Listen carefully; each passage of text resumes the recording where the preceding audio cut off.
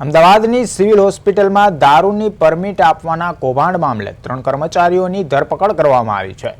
Civil હોસ્પિટલમાં liquor પરમિટના વિભાગમાં ફરજ બજાવતા સિનિયર ક્લાર્ક અને આઉટિંગ સોર્સના કર્મચારીઓ દ્વારા પૈસા ઓનલાઈન ખાતામાં જમા કરાવવાની જગ્યાએ પરમિટ લેનારાઓ પાસેથી રોકડ રકમ લીધી હતી અને એ રકમ અંગત લાભ માટે વાપરી હતી। સેવા 3 મહિનામાં 9 લીકર પરમિટ ધારકોના પરમિટના રૂપિયા 1,80,000 જેટલી ફી વસૂલ કરવામાં આવી છે, જે ઓનલાઈન ટ્રાન્સફર કરવાને બદલે રોકડમાં જમા લેવામાં આવી હતી।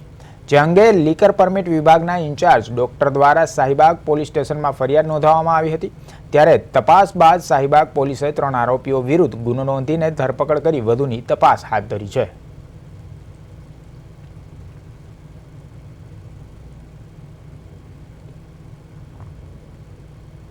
કામ કરતા સિનિયર ક્લર્ક તરીકે ફરજ બજાવતા કરસનસિંહ વાઘેલા અને આઉટસોર્સના 2 કર્મચારી નવીનચંદ્ર ડાભી તથા વસંતકુમાર નીનામા આમના દ્વારા અરજદાર પાસેથી આ રકમ રોકડ પેટે લેવામાં આવેલ છે। કુલ 9 અરજદાર છે, જેમના પાસેથી રકમ 1,80,000ની રકમ રોકડ લેવામાં આવેલ છે, જે ઓફિશિયલ જે બેંક એકાઉન્ટ છે એમાં જમા કરવામાં આવેલ નથી અને પોતાના અંગત વપરાશ હેતુ પોતાની પાસે રાખી સરકારી નાણાંની ઉચાપત કરવામાં આવેલ છે। જે બદલ શાહીબાગ પોલીસ સ્ટેશનમાં ડૉક્ટર જયંત સોલંકી દ્વારા ફરિયાદ આપવામાં આવેલ છે અને BNSની કલમ 316 મુજબ 3 આરોપી વિરુદ્ધ ગુનો દાખલ કરવામાં આવેલ છે।